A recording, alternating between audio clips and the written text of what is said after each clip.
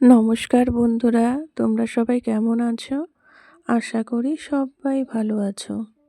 আমিও ভালো আছি।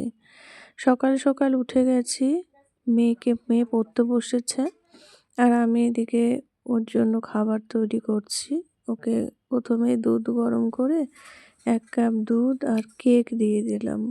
বলেছি যে তুই পড়তে বস, দেখবি তোর কাছে খাবার ঠিক পৌঁছে যাবে। তো কেক আর দুধ দেখে ওর পছন্দ হলো না। তারপরে ওই সব ছোট বড় সকলের পছন্দ ম্যাগিটা করে দিলাম। খেয়ে দিয়ে ও একটু পড়ে নিয়েছে, তো ওর পড়া শেষ হয়ে গেছে। তো আমি ভাবলাম এই জায়গাটা একটু গুছিয়ে নিই, খুব এলোমেলো হয়ে আছে, তো সেটাই গোছাচ্ছিলাম। আর বাচ্চারা তো জানোই, যে জায়গায় পড়বে বা উঠবে বসবে খেলবে সেই জায়গাগুলো কীরকম এলোমেলো করে রাখে। তো আমি সেগুলোই গুছিয়ে নিচ্ছিলাম, সব ছড়িয়ে ছিটিয়ে এদিক ওদিক পড়ে আছে। এই জায়গাটা গুছিয়ে নিয়ে ভাবলাম যে ভাতটা আগে বসিয়ে দিয়ে নিই, তারপর বাকি কাজগুলো আস্তে আস্তে করি। তো এদিকে আমি ভাত বসিয়ে দিয়ে নিয়ে ঘরে চলে যাব বিছানা গোছাতে, কারণ বাসি কাজ সব পড়ে আছে।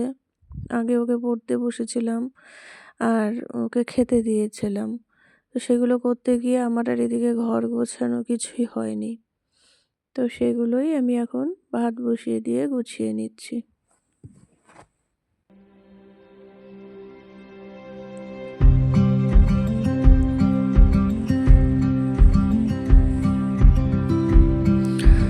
সব ঘরে তো থাকা হয় না, থাকে ওই একটা ঘরেই মেয়েকে নিয়ে।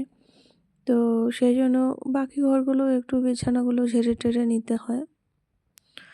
তো এখানে টম্বলগুলো খুব এলোমেলো হয়ে আছে।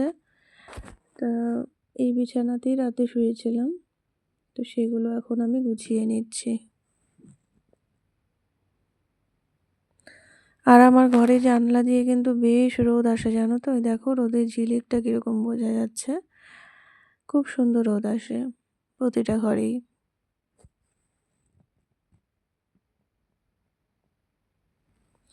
শীতকাল আসলেই এই এক ঝামেলা, এই মোটা মোটা কম্বল গোছাতে হয়। বিছানা গোছাতে গিয়েই মোটামুটি 30-35 মিনিট মতন লেগেই যায়, ভালোভাবে পরিপাটি করে গোছাতে হলে। আর গরমের দিনে এই ঝামেলাগুলো নেই, বিছানা এত গোছাতে হয় না। শীত চলে যাবার পরে যে প্রথম গরমটা আসে, তখন কিন্তু দেখবে হুট করে এত কাজ শীতকালে বিছানা গোছানোর। তারপরে যখন এই লেপ কম্বলগুলো তুলে ফেলি না, তখন না মনে হয় যেন কত ইজি বিছানা গোছানো। তখন খুব সহজ মনে হয়, খুব তাড়াতাড়ি হয়ে যায়, তাই না বলো? এদিকে এই বিছানাটাও আমার গোছানো হয়ে গেছে কমপ্লিট। পাপোশটাকে আমি ভাঁজ করে রেখেছিলাম, তো সেটাকে পুরোটা মেলে দিলাম, ঠিক জায়গায় রেখে দিলাম।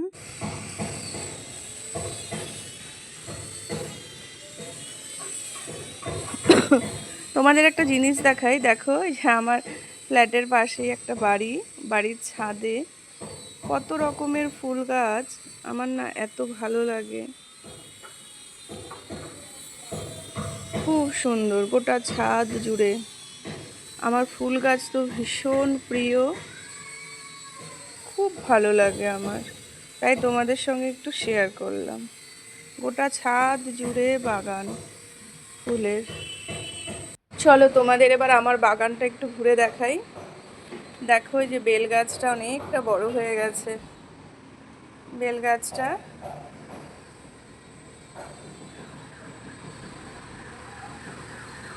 এই যে অনেকটাই বড় হয়েছে।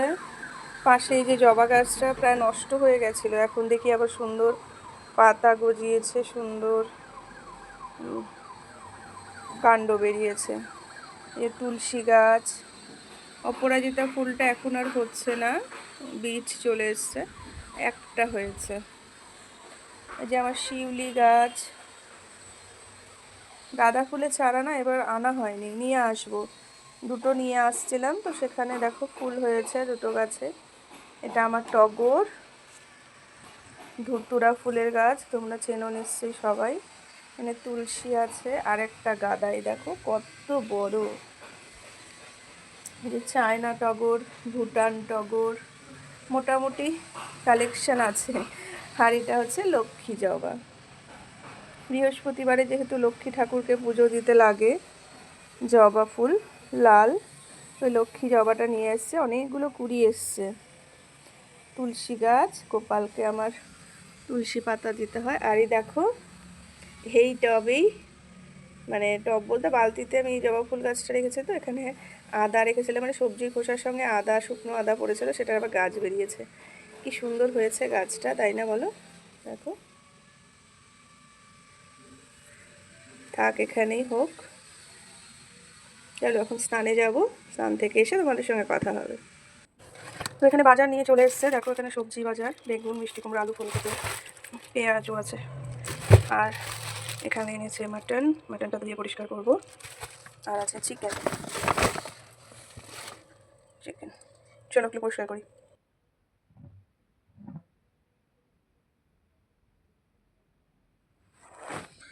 বাজার থেকে যে আলুগুলো এনেছে না, আলুগুলোতে এত বালি ছিল যে না ধুয়ে আর পারলাম না।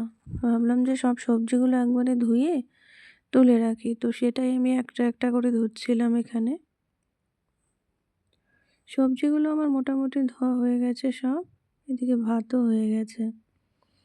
এবার আমি মাংসটা ধুয়ে নেব, ধুয়ে মাংসের জন্য সব মশলাগুলো রেডি করব।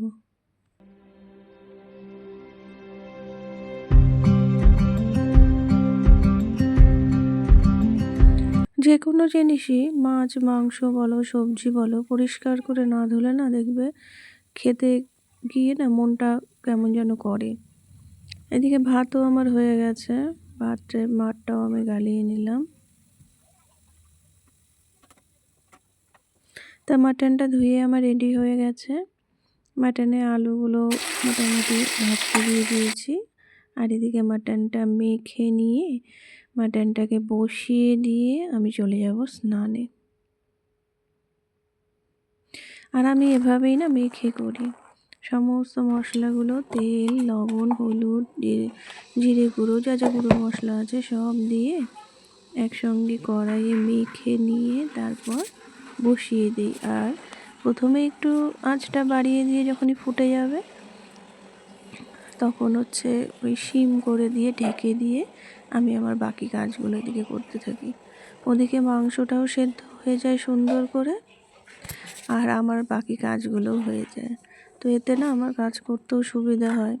আর মাটন আমি এভাবেই রান্না করি, তাহলে মাটনের ভেতরে ওই লবণ টবণ মাখিয়ে করলে না মাটনের ভেতরেও সুন্দর লবণটা ঢুকে যায়, বেশ ভালো হয় খেতে। এদিকে স্নান টান করে এদিকে দেখো মাটনের ঝোলের জন্য জল দিয়ে দিয়েছি, ফুটেও গেছে। তো প্রচণ্ড জোর খিদে পেয়েছে, বাচ্চাদের আগে খেতে দেবো।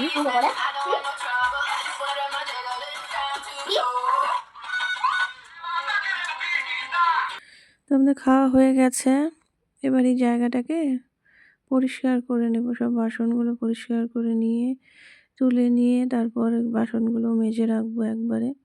দেখবে খাওয়ার পরে না বাসন ফেলে রাখতে আমার একদম ইচ্ছে করে না। আর বাসন টাসনগুলো মাজা হয়ে গেলে কি সব পরিষ্কার হয়ে যায়, রান্নাঘর দেখতেও ভালো লাগে, মন থেকেও আর কি একটু শান্তি মনে হয়। তোমাদের যদি আমার এই ভিডিওটি ভালো লেগে থাকে তাহলে অবশ্যই একটা লাইক করে চ্যানেলটাকে সাবস্ক্রাইব করে দিও আর সঙ্গে থেকো।